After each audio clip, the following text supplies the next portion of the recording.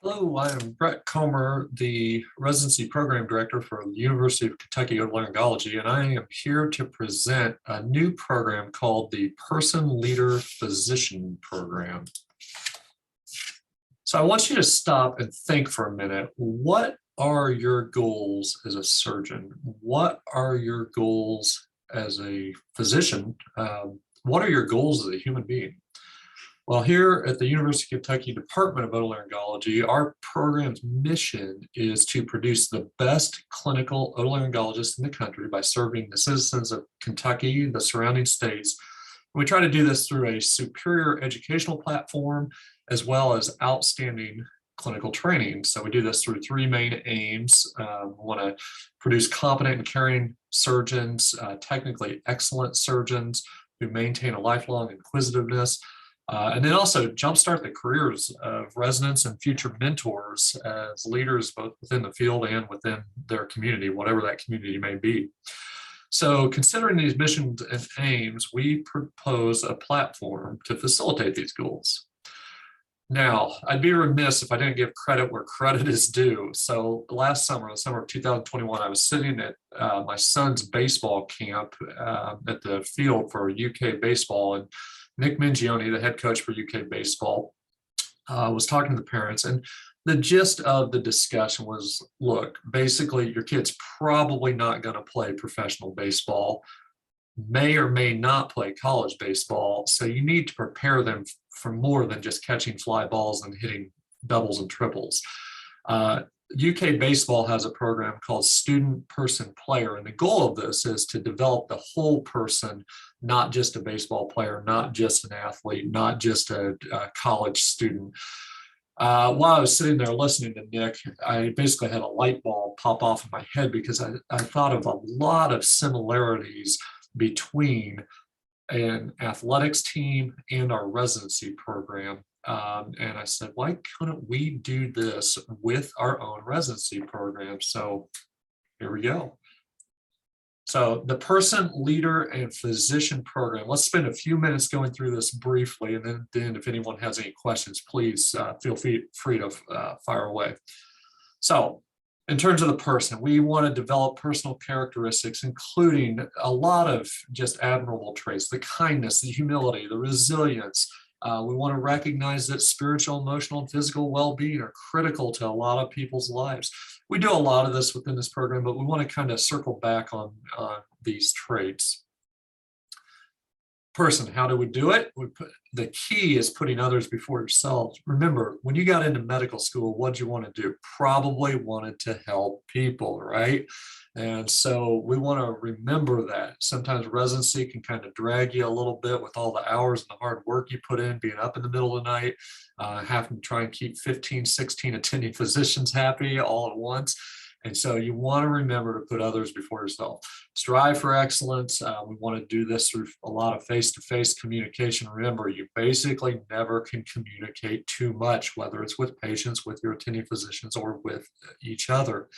Want to encourage each other, be a positive influence. I think sometimes that gets lost by the wayside, that you got to try to be one of the most positive people you know.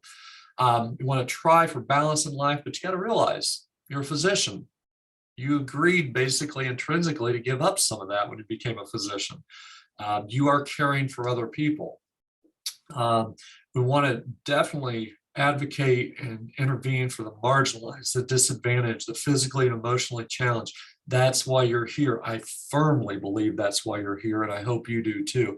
And then we also want to realize that faith and family in various forms, because that means a lot of things to a lot of different people, they're key components to many different lives, and therefore they play an integral part of who we are and what we are and how we behave. So specifically, how are we going to do this? Be a good teammate with your residents, with your co-residents. We want to encourage cognitive and hands-on activities. Critically examine the literature and what's out there. We want to try to balance the personal development in a challenging yet fair environment. And then we want to kind of learn from our mentors, right? Don't make the mistakes, learn from the people who have made the mistakes. And so we want to learn about life lessons, not only professionally, but personally. How do you balance having 3 or 4 kids with being a surgeon? You know, how do you continue to have some of those hobbies that really allow you to get some or blow the steam off outside of work? How do you keep that passion for teaching? These are the sorts of things we want to look at.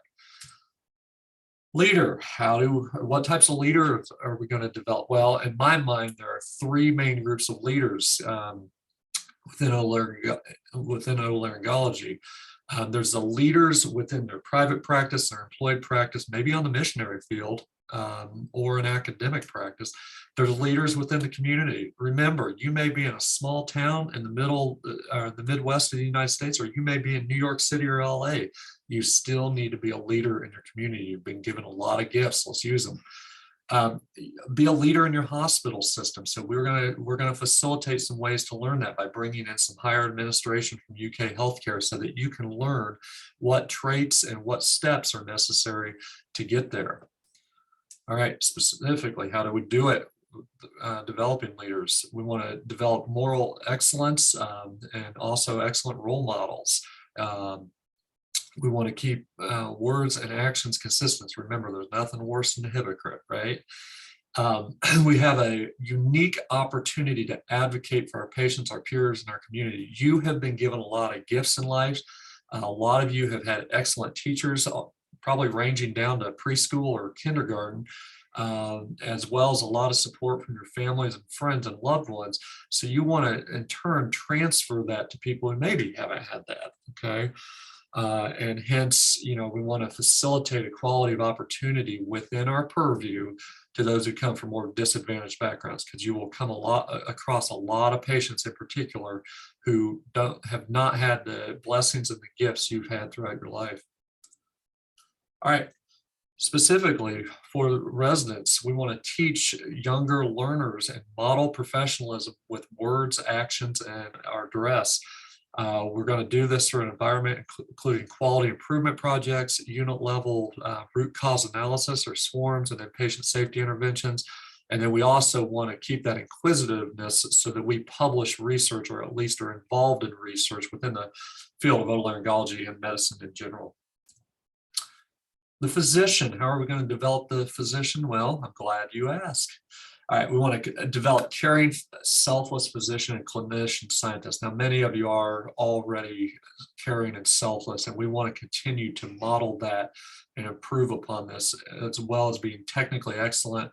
And then again, continuing to have that inquisitiveness. That is imperative, because once you lose that inquisitiveness, you kind of become stuck in neutral. And remember my old saying, if you're not moving forward, you're moving backwards. There is no standing still. All right, how do we do it? We want to recognize that the primary educational goal of residency is to develop technically and cognitively competent otolaryngologists. Remember that everything else is secondary or ancillary during the course of a residency. We only have 5 years to train you, so we need to make sure and do this well. There's only so much you can stuff into 5 years. We do want to allow you the opportunity to pursue goals and maximize education. We want to encourage excellence in all parts of care. And then we talked about quality improvement at many different levels. So specifically, I expect you, and I hope you expect you, to be among the national yearly leaders in the in-training exam. We've typically been at 1 standard deviation or above on this, and we want to continue that and continue to get better. We want to continue to have much higher than national average operative case volumes. And then we're going to try and improve on learning about the business side of medicine, including the billing, the coding, but also some of the other things that perhaps get you interested in going and pursuing an MBA or an MPH or an advanced degree. We want to develop those characteristics effective for positive bedside interactions and otherwise, even if it's just in the hallway, talking to somebody informally. Care for the indigent and the marginalized of Kentucky. This is a huge part of what we do. We've had a lot of those gifts given in life. Please use them. And then we want to collaborate not only on the local, the regional, international, but also international level. All right, remember, you all are elite, okay? It's hard to get into otolaryngology. You've been at the top of your high school class, the top of your college class, the top of your medical school class. You are elite. We are going to facilitate you using those skills for you to go out and make a huge impact in this world. And I believe that this PLP program is going to be a stepping stone to doing this. We are UK Otolaryngology. Don't forget it.